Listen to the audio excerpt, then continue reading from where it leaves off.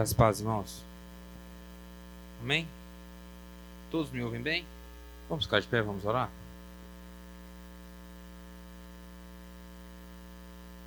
Pai, nós te louvamos, nós te bendizemos. Estamos aqui, Senhor Deus, reunidos para louvar o teu nome, para aprender um pouco mais sobre a tua palavra. Pedimos a ti, Espírito Santo de Deus, o Espírito da verdade, o Espírito que o mundo não pode receber porque não o conhece, que se faça presente em nosso meio e que nos dê entendimento, sabedoria e que abra os nossos corações para que a tua palavra possa ficar guardada nela, Pai. Instrua, Senhor Deus, a minha pessoa, que eu não possa, Senhor Deus, nessa noite vir a prejudicar a tua palavra, falar aquilo que o Senhor não falou e nem não falar aquilo que o Senhor quer que fale. Te peço, Deus, que instrua cada um aqui nessa noite, em nome de Jesus. Amém. Amém. Irmãos, desculpe não poder colocar a apresentação em PowerPoint, todos poderiam ver, acompanhar melhor, é porque o tempo foi curto. Mas eu vou dar continuidade aonde o pastor Edgar parou. E aonde que ele parou? Ele parou em 2 Samuel. Ele deu o capítulo 5. Então hoje nós vamos dar continuidade no capítulo 6.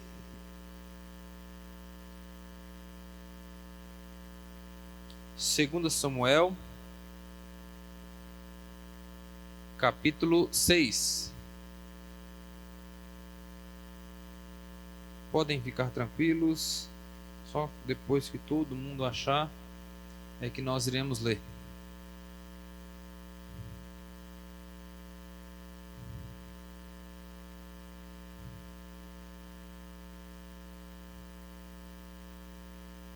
Todos acharam? Vamos ficar de pé e vamos ler? Eu trouxe duas aqui, irmãos.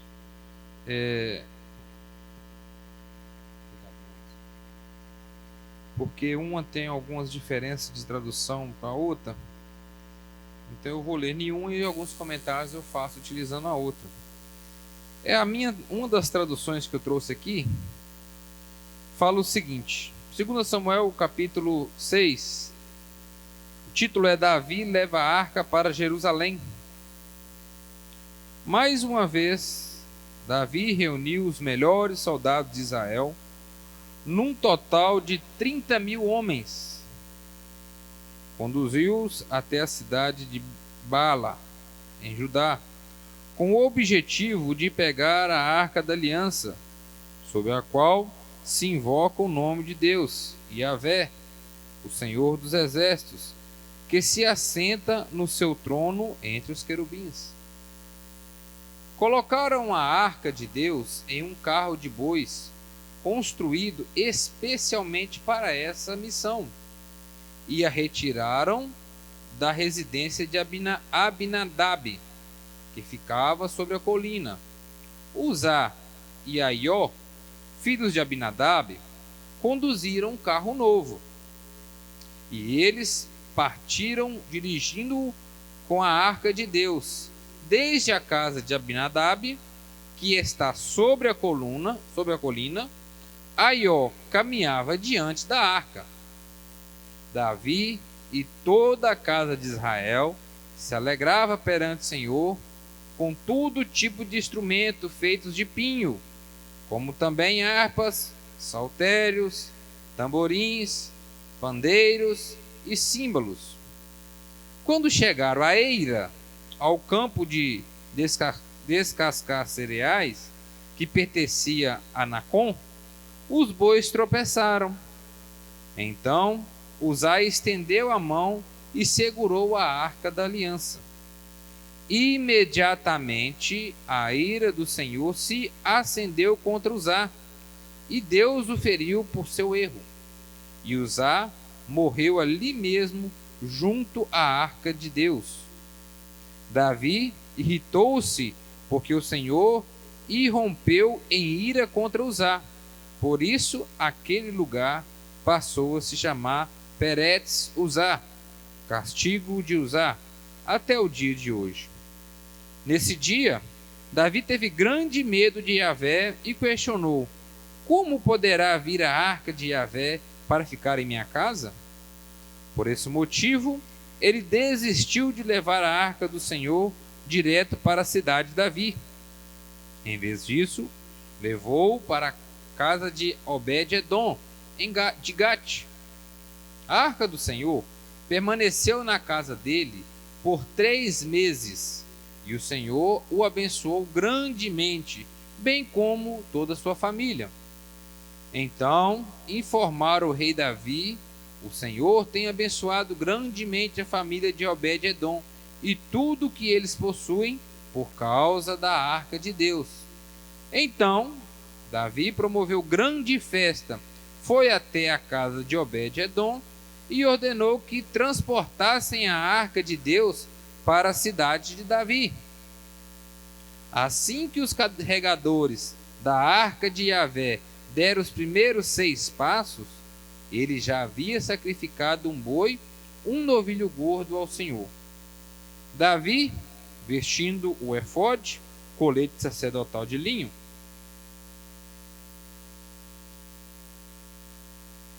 seguiu dançando com todas as suas forças na presença do Senhor. Assim, Davi e todo o povo de Israel subiram trazendo a arca do Senhor com brados de alegria e ao som de jubiloso das trombetas. Entretanto, aconteceu que, entrando a arca do Senhor na cidade de Davi, a filha de Saul, Milcal, contemplava tudo de uma janela. E ao observar o rei Davi dançando e celebrando diante do Senhor, ela sentiu um pouco de profundo desprezo. Eles trouxeram a arca do Senhor e a depositaram na tenda que Davi lhe havia preparado. E Davi ofereceu a Yahvé holocaustos, que são os sacrifícios queimados, e ofertas de paz e comunhão. Assim que Davi terminou de oferecer os holocaustos e sacrifícios de paz e comunhão, abençoou o povo em nome de Yahvé, o Senhor dos Exércitos. Em seguida, distribuiu a todo o povo e a multidão, todo o que se reunia em Israel, homens e mulheres, e a cada pessoa um pedaço de pão e um naco de carne, pouco de vinho e um bolo de uvas passas. Em seguida, despediu-se do povo e cada um foi para sua casa. Então Davi retornou para sua casa, a fim de abençoar também a sua família. Mas Mical, filha de Saul, saiu ao seu encontro e lhe censurou, exclamando: que bela atitude teve o grande homem de Israel nesse dia! O rei de Israel mais parecia em desavergonhado, tirando o manto real e ficando apenas com a túnica de linho em frente das escravas de seus servos, como um homem vulgar. Contudo, Davi ponderou e respondeu Mical: foi na presença do Senhor que eu dancei. Foi de júbilo e louvor que celebrei a Yahvé, que me escolheu em lugar de seu pai ou de qualquer outro dos seus descendentes, quando me instituiu monarca sobre o povo de Yahvé, sobre todo Israel. Ora, diante do Senhor continuarei a celebrar e me alegrar. E muito mais ainda exporei a minha fragilidades e me humilharei aos meus próprios olhos. No entanto, serei honrado por todas essas servas a quem tu falas. Até o dia de sua morte, Mical, filha de Saul, nunca gerou um filho. Amém. Pai, nessa noite, Senhor, te pedimos que venha nos instruir, Senhor. Venha nos ensinar, venha nos transformar. Que essas palavras, Senhor Deus, não seja jogado ao vento, que não seja uma perda de tempo, que não seja uma reunião social, que não seja mais um momento em que iremos passar juntos, mas que essas palavras possam ter algum valor para nós, possa trazer alguma mudança, possa fazer sentido na vida de cada um aqui nessa noite, Pai. Nós te pedimos em nome de Jesus. Amém.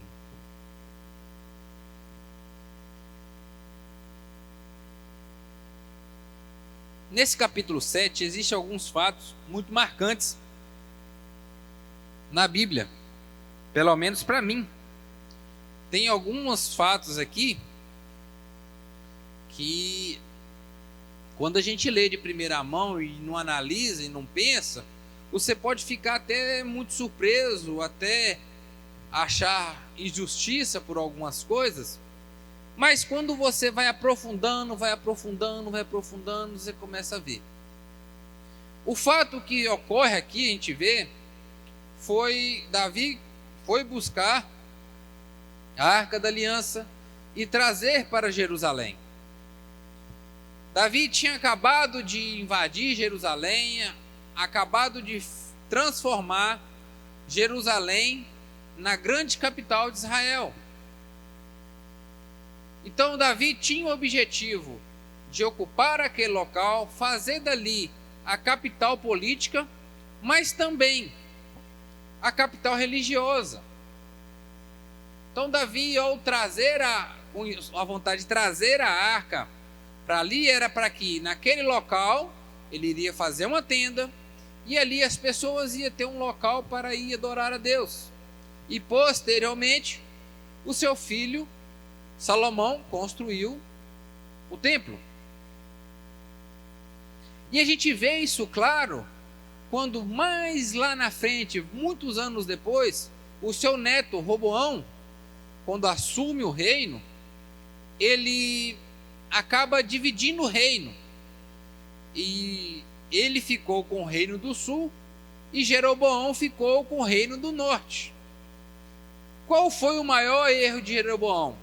Como o povo já tinha o costume de pelo menos uma vez por ano descer até Jerusalém para adorar a Deus perante a tenda do Senhor, perante o templo do Senhor, então ele falou assim: opa, eu estou com medo do povo descer para o reino do sul e não querer voltar mais para o reino do norte. Então o que eu vou fazer? Vou fazer também os meus altares aqui, vou fazer também o meu centro de adoração aqui. E isso nós já sabemos os problemas que causou para frente. Mas então Davi queria trazer a arca que estava lá na casa de Abinadab. Mas existe ainda mais algumas questões que a gente tem que voltar um pouquinho para entender por que essa arca estava lá na casa de Abinadab. Se a gente voltar um pouquinho atrás, a gente vai ver lá em 1 Samuel capítulo 4, versículo 10, dois cidadãos chamados Finéias e Ofni, como não sei como é que é a expressão correta, mas os dois eram filhos do sacerdote Eli, e eles acharam que só a arca do Senhor era suficiente para vencer os exércitos filisteus, que só da arca tá ali, os pecados dele, o pecado do povo ia ser anulado, e que Deus ia vencer só por causa da arca. Mas não foi bem assim. Por causa dos pecados deles, dos erros deles, eles marcharam contra os filisteus, e mesmo com tudo que a arca causou naquele local, se vocês voltarem lá e ler, não foi suficiente para vencer. Então os filisteus mataram mais de 30.000 homens naquele dia e levaram a arca de aliança junto com eles. Só que é interessante a gente ler essa história e perceber como Deus age. Eles, todos felizes, satisfeitos, levaram a arca e colocaram dentro do templo deles, de frente à estátua do seu Deus, o Deus Dagon. Quando eles foram no outro dia, a estátua do Deus deles estava caída de frente à Arca da Aliança. Então eles pegaram, levantaram a arca, a estátua do Deus Dagon, só que no outro dia estava do mesmo jeito, só que agora com os braços quebrados. Então eles começaram a ver que, opa, essa arca não pode ficar aqui não, porque o nosso Deus não está sendo páreo para ela não. Tem um trem errado aqui. E levaram ela para outra cidade. E toda a cidade dos filisteus em que essa arca ficava, aquela cidade começava a ser punida com doenças, com tumores. Então eles começaram a ver que tem um trem errado e vão passando de cidade em cidade, e cada cidade que passa, ninguém queria ficar com a arca. Então vamos fazer o seguinte, vamos devolver essa arca. Vamos devolver para eles. Só que estou achando que devolver só não é suficiente. Vamos encher também, colocar uma oferta de ouro e vamos mandar junto, para quem sabe o Deus de Israel, o Deus daquele povo, nos perdoa. E assim eles fizeram, e foi a decisão mais acertada que eles fizeram. Que a partir da hora que eles levaram e devolveram a arca, os problemas deles acabaram com relação a doenças, com relação a tudo aquilo que a arca do Senhor estava causando no meio deles.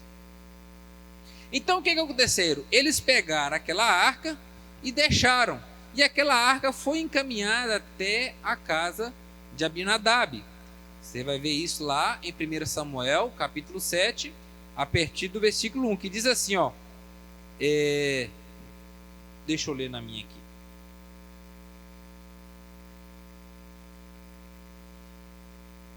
Então os homens de Criate Jearim, cidade de Jearim, vieram para levar a arca do Senhor, e eles a conduziram para a cidade de Abinadab, nas colinas, e consagraram seu filho Eleazar para guardar a arca do Senhor. Então, irmãos, desde aquele dia, muitos e muitos e muitos anos depois, aquela arca permanecia ali. Depois daquilo ali, irmãos, para vocês terem ideia, Saul foi elevado a rei, Saul foi deposto, Saul morreu, Davi se ascendeu ao reino. Então olha tanto de coisa que se passou. E a arca permanecia na casa de Abinadab. E a casa de Abinadab era abençoada. Ao contrário das casas dos filisteus, da cidade dos filisteus, Deus abençoou a casa de Abinadab. Aí então começa o nosso capítulo, a história. Davi reuniu os seus grandes homens, mais de 30.000 homens de guerra, preparou uma festança e falou assim: não, vamos levar a arca do Senhor, a arca de Deus, aonde Deus habita, o sinal, o símbolo de Deus em nosso meio, lá para Jerusalém. Fizeram um carro de boi, em algumas traduções fala até um carroção, especificamente só para isso. Em algumas traduções até fala que foram puxados por 2 vacas e seus bezerros foram tirados e levados para o curral, e preparar aquilo como se fosse o que há, a melhor coisa possível. Chegaram lá os 2 filhos de Abinadab, que eram sacerdotes, pegaram a arca, colocaram em cima do carro de boi e já iam seguindo o caminho. Enquanto isso, a Bíblia nos fala que Davi já ia cantando, dançando, fazendo festa, e o povo se alegrando, porque a arca já ia. Só que aconteceu aí um fato que mudou a história. Quando eles estavam chegando em uma eira, até fala a eira de quem aqui, ó? De Nacon. Quem sabe o que é eira? Sabe aquele terreiro grandão de roça, de bater feijão, de colocar café para secar? Sabe aquele terreirão? É isso aí. É um terreno geralmente plano, de terra batida, em que eles usavam para bater os cereais. Quando a gente colhe feijão, por exemplo, colhia lá na roça, o feijão, ele não vem em grão, não. Você colhe o feijão com o pé, com a palha, com tudo, e vai aquela moita assim, ó. Aí você colhe e coloca lá, e para tirar o grão, a gente cortava uma vara de bambu ou uma vara de outro pau, fazia um monte, ó, ia batendo, ia batendo, ia batendo, até que toda a bagem do feijão abria e só ficava o grão. Aí você separava a palha, peneirava o feijão, soprava o feijão e guardava. Então, ou seja, ali ele deu uma referência de um local onde aconteceu isso, próximo à eira de Nacon. Está mostrando um ponto de referência. O boi trupicou. Deixa eu fazer uma pergunta para vocês. Você está em um dia de festa. Aquele dia maravilhoso, é a festa de casamento. Aí tá indo lá o ninja, o irmão Joaquim levando o bolo de casamento da noiva. Os dois levando. De repente, o Jonas está do lado. Ou eu estou do lado. O ninja tupica. Ô ninja, não estou querendo falar que você é boi não, tá ninja? Nem você, tá, irmão Joaquim? Mas você estupica. O que você vai fazer? Você vai tentar segurar o bolo ou não?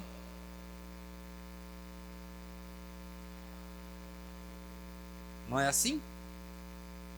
Se vocês estivessem lá naquele local, exatamente na posição de usar, em algumas traduções está osar, você vê-se que ali está a presença do Senhor, a arca da aliança, aquilo tão maravilhoso, feito com madeira, com ouro, que imagino que deve ser algo assim extraordinário, tanto pela questão construtiva, tanto pelo que aquilo significa.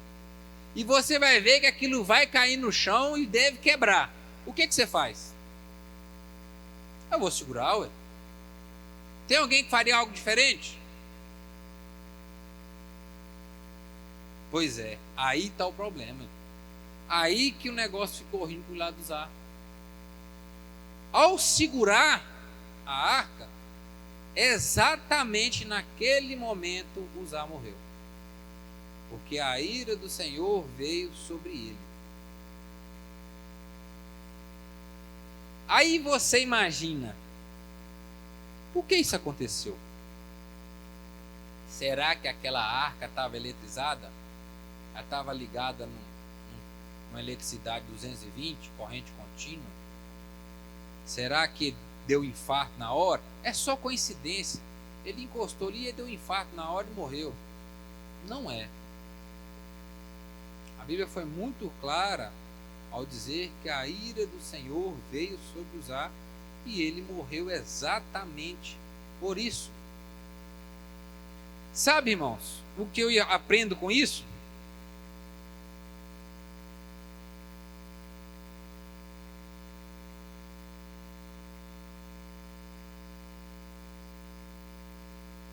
Tem um ditado popular que diz assim: os fins não justificam os meios. Ah, eu vou fazer isso é por causa disso. É por uma boa causa. É por um bom motivo. Se eu não fizesse, a arca ia quebrar, e aí? Abre suas Bíblias em Números, capítulo 4, versículo 1 ao 4.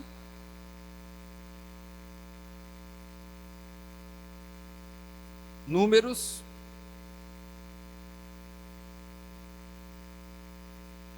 capítulo 4,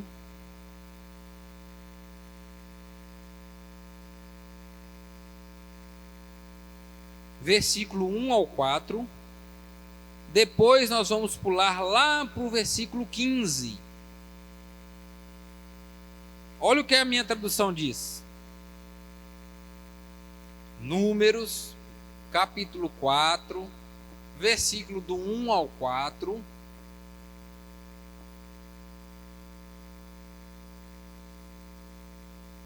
Depois nós vamos pular para o 15, que diz assim: E Yahvé falou a Moisés e Arão e ordenou: Fazei o recenseamento dos coatitas na tribo de Levi, por seus clãs, casas e patriarcas. Todos os homens de 30 a 50 anos que devem fazer o serviço militar e que realizarão suas funções na tenda do encontro, este será o serviço dos filhos de Coate na tenda de encontro, zelar por todas as coisas santíssimas. Quando se levantar o acampamento, Arão e seus filhos virão tirar a cortina do véu, cobrirá com ele a arca das tendas das tábuas da aliança.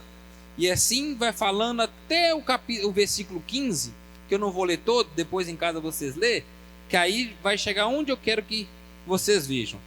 Assim que Arão e seus filhos tiverem terminado de acondicionar os objetos sagrados e todos os seus acessórios, no momento que levantar acampamento, virão os filhos de Coate para transportá-los, sem contudo tocar naquilo que é sagrado, porquanto morrerão, e se fizerem, esse é o encargo dos coatitas na tenda do encontro. O que diz a sua Bíblia? Se eles encostarem, morreriam. Lá atrás, Moisés, olha quanto tempo está Moisés nisso aqui. Moisés já tinha estabelecido a essa família dos levitas, essa família específica: olha, vocês só vão fazer o serviço de carregar. Só que é o seguinte, quando você lê mais, você vai ver que quando foi a construção da arca, ela tem uns anéis, 4 anéis, 2 de cada lado dela. E esses anéis é onde passava como se fosse um caibro, na Bíblia fala vara, se você quiser entender melhor, como se fosse um caibro ou um tubo, que ali esse tubo transpassava dentro desses anéis e as pessoas pegavam e carregavam por este local. Agora vamos lá ver em Números capítulo 7, versículo 9. Olha o que diz lá. Entretanto, Moisés não concedeu aos descendentes de Coate nem carroças, nem bois, pois os objetos sagrados de que eles cuidavam tinham que ser carregados onde? Nos ombros. Adiantou fazer que carro de boi novinho lá? Adiantou escolher talvez as melhores vacas? Um carro top, talvez hoje seria com ar-condicionado, freio ABS, direção hidráulica. Adiantava? Não adiantava. Lá atrás, o Senhor já tinha estabelecido para Moisés: Moisés, é esse povo que vai carregar, é desse jeito que vai carregar, e olha, não toque. Os 30 mil guerreiros de Davi, não adiantou nada. A festança que ele fez, não adiantou nada. Irmãos, a vontade, o desejo, o amor, talvez, a intenção de ajudar, não adiantou nada. Por quê? Porque quebrou ali uma ordem específica, clara de Deus. Não pode tocar. Não pode tocar. E eles chegaram e fizeram isso. E exatamente morreu. Aí tem outro ditado popular que diz: de bem intencionado, o inferno está cheio.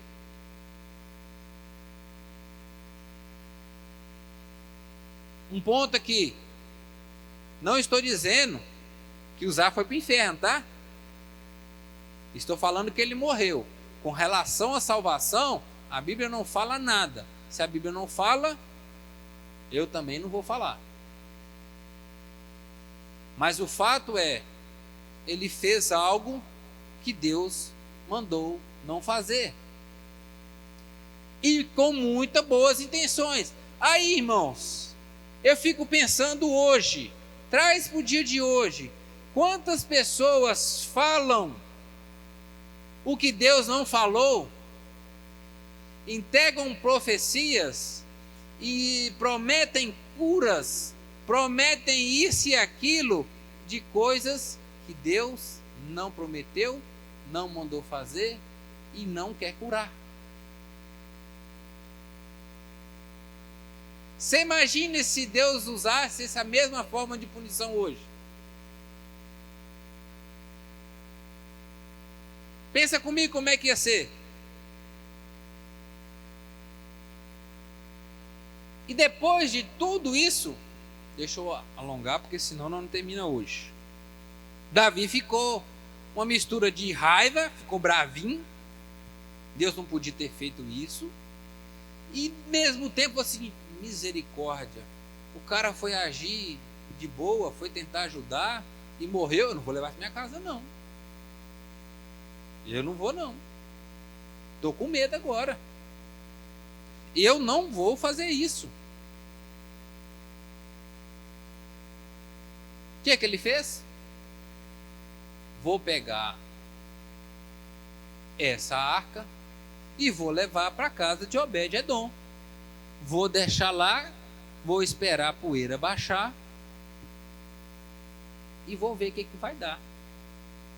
Acabou a festa, acabou os tamborim, acabou a alegria, acabou a dança, ficou o medo. Deixaram a arca na casa de Obed-Edom.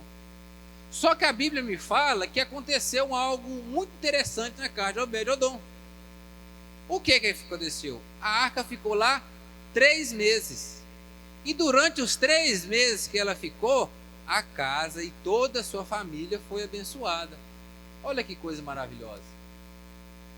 A mesma arca que amaldiçoou, que cobrou, que levou doença para os filisteus, abençoou a casa de Obed-Edom.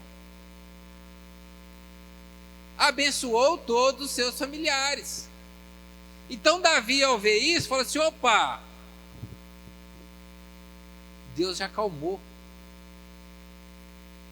Agora é a hora certa. Tá tudo, Deus já está calmo. Só que agora eu vou fazer do jeito certo, tá? Eu achei que eu estava fazendo do jeito que Deus queria. Eu achei que o carro estava certo. Eu achei que isso, então eu vou fazer certinho. Foi lá, chamou o pessoal, fizeram com que o povo correto transportasse a arca. E no momento em que antes que eles dessem 6 passos, ele já começou a oferecer sacrifícios. Até que a jornada foi feita e Davi chega em Jerusalém com a arca.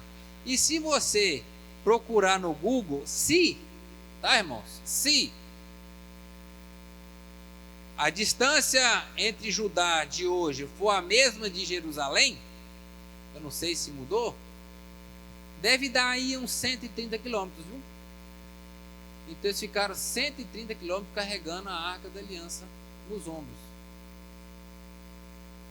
E chegaram lá, Davi fazendo festa, Davi festejando, Davi louvando a Deus com todo o seu coração, com toda a sua intensidade, vestiu as vestes sacerdotais, que aqui fala que o efode, e começou a festejar e alegrar com todo o seu coração, porque a arca estava chegando em Jerusalém.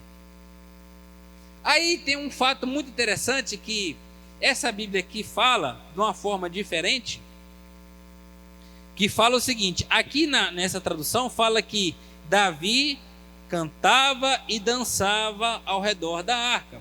Nessa tradução já fala que Davi rodopiava com todas as suas forças diante de Yahvé, e ele estava cingido com um efode de linho. Se a gente pegar essa expressão, Davi dançou diante dessa arca, e pegar a mesma expressão que Miriam dançou na presença de Deus, lá depois de passar o Mar Vermelho, nós vemos os mesmos significados. Deixa eu fazer uma pergunta para vocês. Vocês imaginam qual o ritmo musical que Davi dançou ali?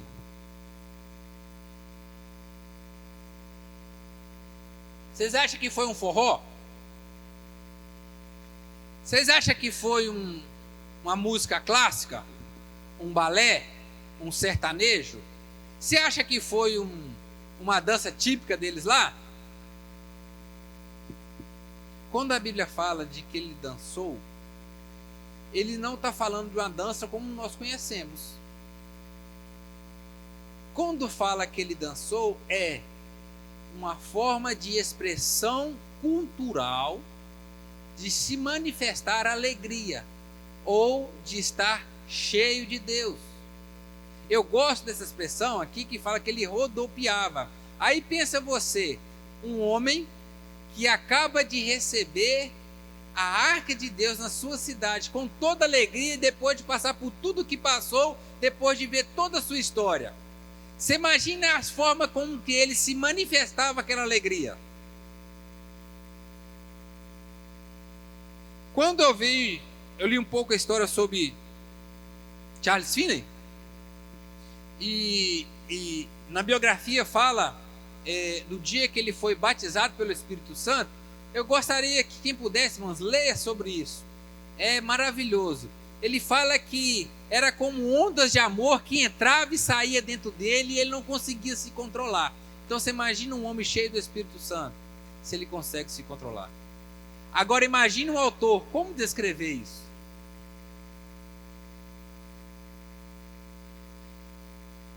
Vou trazer algo do cotidiano para você entender. Imagine lá, irmão Antônio, Jonas, irmão Anderson, todos os irmãos aqui estão lá na salinha da maternidade, aguardando a notícia do médico. Daí a pouco o médico chega, ó, nasceu, tá tudo bem. Cada pessoa vai ter uma manifestação diferente de alegria para manifestar a notícia que ele recebeu. Então aquele manifestar de Davi não é o dançar como a gente vê hoje, um forró, um tango, não sei o quê. Não, é uma manifestação verdadeira de alegria por que Deus tem feito. E se nós vimos no Antigo Testamento e no Novo Testamento, nós não vemos em nenhum momento, em local de culto, algum movimento de dança. Esse movimento de ministério de dança que surgiu, irmão, é totalmente diferente do que Davi está fazendo aqui. É totalmente diferente do que Miriam fez. Você não vê, nem no Antigo, nem no Novo Testamento, nenhuma manifestação de dança. Em momento de culto. E onde que Davi fez isso aqui também? Era dentro da igreja? Era dentro do templo? Era dentro do tabernáculo? Não era. Era em um local público, era na rua, era na entrada da cidade. Então a gente não pode pegar esse texto para basear o ministério de dança que tem nas igrejas hoje. Entenderam? Alguma dúvida nisso aí? Então vamos mais para frente. Senão eu vou dançar com um horário aqui. Aí outra coisa interessante que aconteceu isso. Uma senhora chamada Mical, filha de Saul, esposa de Davi, viu Davi se manifestando daquela forma, dançando, alegre, sem as suas roupas de rei, com a sua simplicidade, com toda a sua alegria, e chega e olha assim, isso não é coisa de um rei fazer. Imagine só, Davi quis naquele momento se dispor todo de sua majestade, de toda a sua pompa, de todo o seu poder ou status de rei, para se humilhar perante aquele que verdadeiro é rei, aquele que realmente merece toda a honra e toda a glória. E aquela mulher, do alto da sua janela, não quis descer também o seu nariz, da sua hierarquia, não queria descer ao ponto de se humilhar perante Deus, e começou a condenar Davi. E quando Davi chega em casa, ela pega ele, na tradução de hoje, ela falou assim: bonito, hein? Já pensou se o pessoal visse o rei de Israel? Já pensou se os seus inimigos vissem você daquele jeito lá? Com aquelas roupas lá, simplesinho lá? Bonito. Não sei se o rei faz um trem desse. Ela, em seu coração, ela desprezou Davi, e ela chegou ao ponto de o repreender. E quando ele ouviu, ele pensou e falou assim: olha, eu tirei de mim toda a minha pompa, toda a minha vestimenta, todo o meu orgulho, e não tenho vergonha de eu me humilhar diante do meu Deus. Porque olha, eu sei de onde ele me tirou. Eu sei que ele me tirou de trás das ovelhas, de trás dos pastos. Ele me tirou de trás do nada e colocou aqui como rei, enquanto essa posição era do seu pai, era dos seus irmãos, mas ele escolheu me colocar aqui. Se ele me escolheu, quem sou eu para não adorar e não servir? E aí esse capítulo encerra com a seguinte frase. Deixa eu pegar aqui, vou caindo. E até o dia de sua morte, a filha de Saul, Mical, nunca gerou um único filho. Quando você lê, não parece que por causa daquela crítica ela não gerou um filho? Não parece que é uma sentença, uma punição? Eu não posso afirmar, irmão, mas o que eu deixei entender aqui foi isso. Então o rei Davi, que se desposou de toda a sua glória para render glória a quem merece toda a glória, não podia fazer aquilo, mas ele recebeu de Deus a homenagem que ele prestou.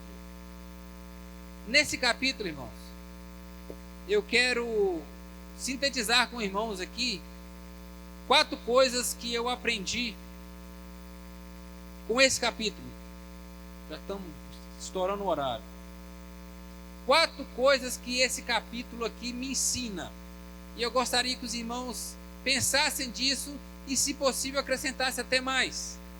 O primeiro: os fins não justificam os meios. Siga na íntegra aquilo que Deus mandou fazer, mesmo que isso para você parece não ser a melhor alternativa. Se você parar e pensar e falar assim: o cara queria ajudar a Deus, o cara tinha até talvez um coração puro, uma intenção boa, e Deus matou ele. Não parece injusto? Não parece, irmão? Só que aí eu vou lá em Isaías capítulo 64 e versículo 6, que diz que todos os nossos atos de justiça se tornam como trapos de imundície. Então, se a meu ato de injustiça é como trapo de imundícia, quem sou eu para julgar a justiça de Deus? Quem sou eu para falar que Deus foi injusto? ou que Deus errou. Deixa eu falar um negócio para vocês. Deus é soberano. Deus pode tudo. Deus faz o que Ele quiser, com o que Ele quer, na hora que Ele quer. Então, meus queridos, os fins não justificam os meios.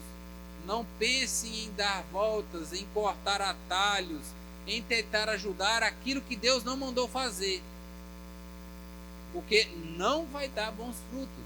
Nós vimos bem claro aqui com esse irmão. O segundo ponto: o mesmo Deus que abençoa, amaldiçoa. O mesmo Deus que dá vida, dá a morte. Como pode os filisteus ser amaldiçoados e os israelitas ser amaldiçoados? Às vezes para nós é difícil entender, porque a gente pensa que todo mundo é filho de Deus, né? Mas nós vemos várias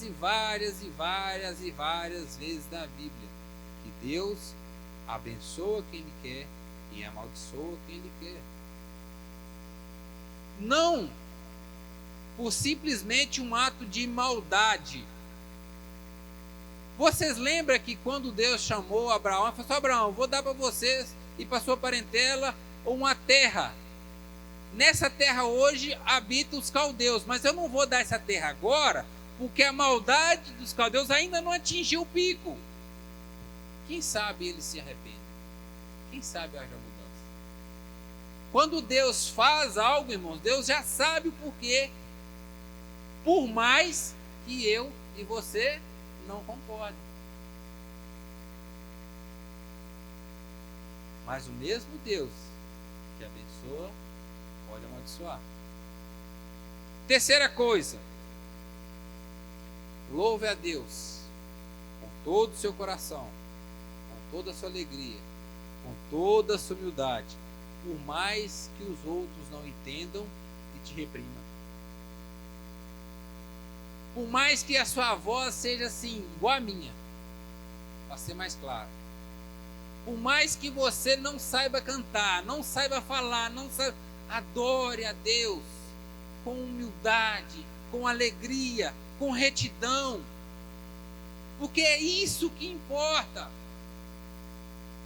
O Senhor não queria um carro de boi bonito, de ouro, ou não queria as vacas perfeitas. Deus não queria Davi com suas 10. Deus queria retidão, obediência. Deus queria humildade. E foi isso que Davi fez. Ele se despiu de toda a sua pompa para adorar a Deus. Olha, e o homem que foi chamado, um homem segundo o coração de Deus. E vamos ser sinceros, era um santo. Ele não cometeu vários erros, como eu e você, mas mesmo assim foi chamado o homem segundo o coração de Deus. Adore a Deus, siga a Deus, sirva a Ele com alegria, com amor, por mais que os outros venham te reprimir. Procure agradar a Deus e não aos homens. Isso é que faz a diferença. E por último, não julgue ninguém pela forma que ele louva a Deus. Ah lá, o fulano de tal, lá, o Lucas canta mal demais. E ele sem o microfone já voa desarraiado, um trem esquisito, você não sabe se vai, se fica, ele gagueja, ele engole palavra, ele atropela as coisas, que trem esquisito. E tudo isso é verdade. Os irmãos de escola dominical todos sabem disso. Às vezes, irmãos, eu conheci uma pessoa, ele era mudo. Ele perdeu a voz depois já de uma certa idade, mas ele ouvia. Você conversava com ele, ele conseguia te responder pelo gesto que ele fazia e tal, mas ele era mudo. Mas você tinha que ver aquele homem falando em línguas. Que tem extraordinário. Às vezes você vê a pessoa, irmão, Eu já tive pessoas que eu conheci que Deus usava aquela pessoa nas atitudes dele para me falar, para me mostrar, para me ensinar. E às vezes a gente acha que a gente, por ser um degrauzinho a mais, ter um cabelo melhor, um tênis melhor, a gente acha que o que o outro faz não é bom o suficiente. Não julgue ninguém. Voltando ao que nós falamos domingo passado, nós não somos ceifeiros. Nós não fomos feitos para julgar, para classificar ou para peneirar. Nós somos feitos para dar trigo, para dar fruto. Amém? Alguma dúvida, irmãos? Alguma coisa a acrescentar, a corrigir? Deus abençoe vocês. Vamos ficar de pé, vamos orar?